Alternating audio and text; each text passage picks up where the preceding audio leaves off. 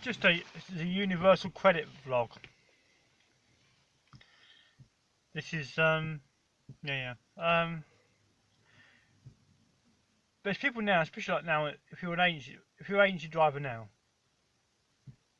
it's quiet across the board pretty much. There'll be more shops going bust that, that haven't had a good results over the festive period. Um, there'll be CEOs and chairpersons being sacked because the results weren't good. Not even Amazon can actually compete with minimalism. People not buying anything at all from anywhere, irrespective of the high street or anywhere Amazon. So there'll be people now on short time work now, January time, February time, and they'll be on universal credit. But like now, if you're on like minimum wage, which is about £8.70 or whatever it is, £9 or whatever it is, you've got a rented room. You've got to pay for a rented room in January. You're gonna have to find at least the rented room now. You look on somewhere like a spare room or whatever. A double room, which most people want a double room, which is standard. Or you get the little tiny box room in a terraced house, which you certainly can't get nothing in. So a double room in a terraced house now, you're looking at £100 a week, 115 quid a week. So if you're on short time work or on agency, you might have 2 days a week or whatever, 3 days a week. You're going to have to find getting on for 460 quid in January. You may have vehicle costs as well as your rent. Not much work. If you're only clearing now, you may have like 3 days work. Let's just say you're a van driver and you're on about £9 an hour. You have 3 days work. You may have attachment to earnings as well. You may not even clear 200 quid. If you don't clear 200 quid, you may have done 3 days work for that 200 quid. Time you got your attachment to earnings and whatever and costs and stuff. So like you're going to work for about 30 quid more than unemployment than universal credit. But the universal credit doesn't recognise. Well, it'll pay you. Time it's squabbled over about tuppence, yeah, or 5 quid or whatever it is, yeah, over the cost of your room. Whatever your cost of your room, your rented room is, that's what it should be, yeah. That is the cost of your room, whatever it says on your rental agreement. If it's 100 quid a week, it's 100 quid a week. If it's 115 quid a week, the landlord wants 115 quid a week, doesn't he? Or she, or whatever. So they don't want 115 plus a bit of squabbling from Universal Credit. I will pay you about 107. That's why landlords don't want Universal Credit customers, people on Universal Credit, which causes its own problems. It's like I've got an interesting next couple of weeks, I can tell you. It's going to be fun. I've got work to get to next week. I've got work next week. I've got a day and a half next week. At the moment, I would only want another day, and it would be okay. The day should come in. I should get at least another day out of the 3 remaining days, which would give me 2.5 days, which is about okay-ish. Yeah? Because I live in my car. If I had to pay rent this week and last week, I wouldn't have been able to pay rent this week and last week, which is why I live in my car, because I haven't got to pay rent. But I'm not. There's a lot of people now on agency work, agency driving, or agency working in a factory or whatever, or on agency generally, yeah, that are on pretty much minimum wage. And you've really got to look at places like Indeed, jobs. Just type in van driver, and they'll pay minimum wage for van driving because anybody can get in a van and drive it. So you've got to do 3 days' work to clear a couple hundred quid. To pay 115 of that. So you're almost going to pay over, if you, 50% of your money will go to a landlord. So you've got to pay all the rest of your bills, even like your car bills or whatever to get to and from work, your phone data, whatever, your groceries, on less than 50% of your money. And people don't understand that. People at Universal Credit do not understand the situation that people are in. It's like now, if you there was a scenario I thought of earlier on actually, before about an hour ago about this, which gave me the idea for this video. Uh, well, Universal Credit can't even transfer a call. That's how, yeah. If you phone up job seekers allowance by mistake, but you want to speak to Universal Credit, which is what has replaced job seekers allowance, the people in job seekers allowance can't transfer a call. They have to give you the number, so you do it yourself. So you've actually been in the queue waiting for them to actually answer the phone forever. Then you've got to put the phone. They put the phone down. That's it. Sometimes they put the phone down all the time, and then you've got to phone up again, and then wait again in a digital conveyor belt, going round and round and round, pointless flipping pre-recorded messages. It's completely useless and defunct and not fit for purpose. But this is the best of it. I got a text this week for actually because my agency work. Sometimes I get like 1 day or 2 days or whatever. Yeah, the days that I don't get anything at all. Sometimes if a 1 day week, I can get more from Universal Credit. But I don't recognise van life or whatever. So not that I know about. So the Universal Credit would pay me, but like now that for that week if I didn't get any work. So the problem is like I got a text, an email saying, please accept your hiccups. Please accept your commitments on Universal Credit. And I'm thinking like, yeah, but like, would you pay me anything? And then they wouldn't pay me anything because I've earned too much within the last assessment period. Which even though I'm on Universal Credit for the weeks where it's very very quiet, they don't pay me anything like at the moment because I'm earning more than what they would pay. So they would pay about 100 quid for a room and about 71 quid for it's 171 quid. So last week I worked for 30 quid more than Universal Credit. But I had to put a car on the road for that as well. And then the week before I worked for about 30 quid more than Universal Credit. But there's a lot of people now that are just actually they're working unless you're actually clearing 170. You're almost as good to be on unemployment benefit, Universal Credit, because your rent is paid for if you can get a landlord that actually accepts Universal Credit, and you get 71 quid in your pocket. Which but you've got a place where you can actually go to chill out, even if you've got to stay in your room because you can't go anywhere because you can't afford to go and do anything. You've got a base where you can go back to. Whereas car life is just like you park up where you park up. But then it costs. But then you get it's as difficult as it sounds. The future of homes is people living in cars and people living in vans, which is why you've only got to type in van tour into YouTube, and there's hundreds of thousands of van tours. People actually getting rid of rent and buying a van and fitting it out and living in it and making a van into a camper van. That's the future, but with that in itself affects the property, because then you've got people who are selling cars and people selling houses that are competing with people that are selling vans because people are buying vans to live in them.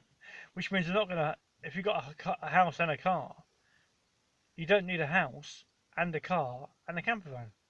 So you would actually sell your house if you could, or not pay rent anymore on it. And you wouldn't need a car and a camper van because a camper van has got the engine and everything a car's got. So you could sell the house and the car and live in a camper van, which means van sales will go through the roof soon, and cars are going downhill. And you only got to look at the news or the paper, or whatever, yeah. And car sales are going down because no one's buying cars because people that live in a camper van lifestyle will live in a camper van that's about 20 years old. They don't care. It's more trendy to live in something that's like built last century. So they don't need a brand new vehicle or lease vehicle, whatever. So the whole way that people live, and you've really got to look at now on eBay. You type into eBay, land for sale, yeah? Type in land for sale in eBay and see just how many people are watching the land for sale. They're trying to get the land for the cheapest possible.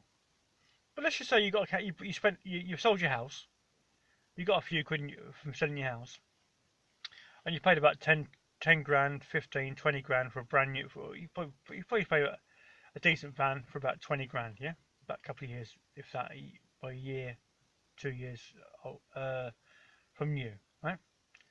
Like a Craft, a VW Craft or Merc Sprint or something like that. So you paid about 20 grand for your van, right? You spent about 4 or 5 grand fitting it out, 25 grand. But then you've got a few quid extra, right, yeah? You're going to have to either sit on eBay and watch for the whole auction and see what bids go, yeah? Or just click buy it now, yeah? Okay, you might pay 10 grand, 15, 20 grand, yeah? But it's somewhere you can call your base, that you can park your Crafter or your Merc on it, yeah? Merc Sprinter. And that's you, yeah? All people need now is land, not houses. And we're living that lifestyle, the minimalism. And even like in the States now with the people are having to live this lifestyle because they can't afford to ever own a house. And we're getting, I know it's the Universal Credit Vlog, but so people on either low income or hardly any income can't afford to pay rent. And some almost want to live this minimalistic lifestyle, like I do, but it causes problems because you can be too minimalistic, which almost minimalistic as there is, hardly anything at all. But the problem is that you don't need to earn that much. Although I've got a load of bills this month, I've got no. I haven't got to find 400 quid for a landlord. Because then I'd have extra bills to pay in a quiet month in January when it works quiet. And works quiet in February too. And as Amazon takes more of the high street, it's business, it'll get quieter in March. And this is just the reality of it. There's more people now coming into trucking, which is what I used to do, like 7.5, whatever. But they go straight into class 2 and class 1. But in like a quiet time, they can float down to 7.5 and vans. So a class 1 can actually get work for class 1, class 2, 7.5 and a van. A person with a van, she's only got the van. It's like me, I can only drive a van now. So, I can't afford to do the driver CPC. So, which would actually give me a 7.5. I've got my 7.5 entitlement, but I can't do the driver CPC at the moment. People are in a right financial pickle. And then you look at the paper, and you've got £1 million houses for sale. There's people I've got nowhere to live in a shop doorway. And in the same paper, you've got £1 million houses for sale. There's no, those are the £1 million houses. Obviously, can't see. Well, they may be able to, but